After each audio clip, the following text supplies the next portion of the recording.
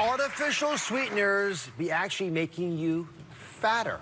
That's right, you heard me right. Could artificial sweeteners be making you fatter? The average American consumes 24 pounds of artificial sweeteners, right? The yellow, the blue, the pink, all kinds of different colors, but they're all basically doing the same thing, possibly, filling you up. But is it possible these aren't the best thing for you? Right? And if you use them right now, this might change everything. For the first time, we're beginning to understand why this might be making you gain weight. The new research raises the question, can they make fat accumulate in your body faster, especially if you're already overweight? And they may have a shocking effect on your metabolism. Could it really make it slower, leading to weight gain?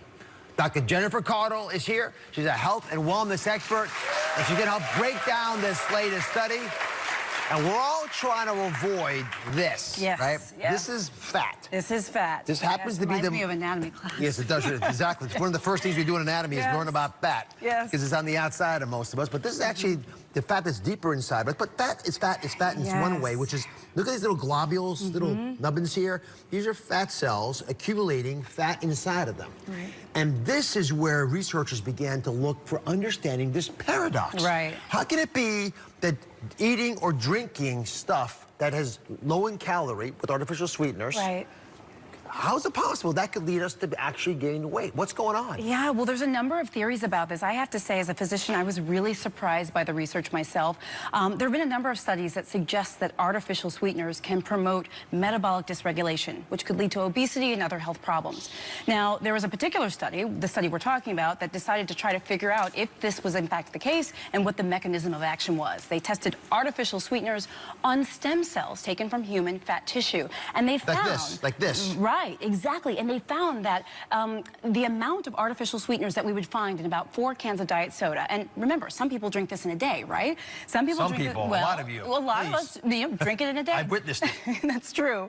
But the amount of artificial sweetener in about 4 cans of diet soda was enough to increase expression of genes that signal fat production, inflammation, and increase fat accumulation within cells, which this brings us right back to the fat. This is what we're talking about, increased globular fat in our bodies. And it's a really interesting concept. So all beyond willpower and all the things we'll talk about now, specifically changing the way genes are turned on and off in your fat cells might be the answer. Next, let's talk about all the ways artificial sweeteners might be problematic here. But I'm gonna just walk us through all these so we're all on the same page, because we're all trying to lose weight this time of year. That's right. First, does it in fact slow our metabolism? Do we know that for a fact? Well, so it certainly can affect a number of things in terms of our metabolism. And another thing with it is there's this mismatch, right? We take in sugar, super, super sweet, but we're not getting the calories that goes along with it. So our body and brains actually get confused. And that confusion can actually cause us to process carbohydrates abnormally and not process them efficiently. So that may be one of the reasons why we sometimes see this question about our metabolism being off. All right, so metabolism is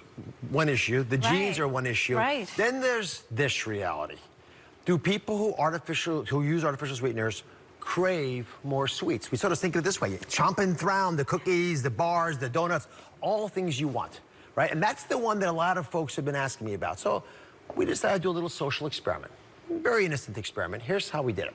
We asked folks for 2 days, right, to put regular sugar in their morning coffee or tea to get a baseline. Then, after days 1 and 2, where they're eating sugar, we asked them to switch over completely to artificial sweeteners. So for 2 days, days 3 and 4, they used artificial sweeteners in their coffee or tea. They drank it with their regular breakfast and then answered the following 3 questions. You can do this yourself. You might want to try it. Do you feel satiated? Do you feel full? How much are you craving something sweet? That's the experiment. So 2 ladies from the experiment are here. One loves artificial sweeteners, and the other loves sugar. So you've been using artificial sweeteners for a long time. Yeah. What makes you enjoy them? I mean, it's just like my mother was using them when I was in high school, so I've just been, used to putting it in my coffee every morning. It's like I'm not used to coffee without a creamer in it, and that has artificial sweetener. And what was it like to switch to regular sugar? It was like not enough sweet in the beginning because I was like half and half. I was like, what is this? You know, it's like real milk. What is that? You know, but then when I woke up in the morning, I wasn't like craving sweets. Like I'm like the Cookie Monster, you know, and I was craving it less with regular sugar. Really, like when like a light went off in my head, like, oh my God. You know? You pointed it out. Yeah. Artificial sweeteners are a lot sweeter, so you can tell when you're not getting them. But it does change how some people, anyway, felt about cravings. Okay, now, Rebecca, Yes. you're a real sugar person. Yes, I love real sugar. I know exactly what it is, especially when I'm putting in my coffee. So to switch to artificial sweetener, I was definitely craving more sugary snacks and foods during the day, more so than I used to. So when you saw one of these, just take a whiff. Just. Oh my God, it smells really good. Doesn't it? Oh. Yes. Denise, how's that for you? Yeah. Now, if you were taking an artificial sweetener in your tea, would you crave more or less of these? Oh, definitely more. What, Denise?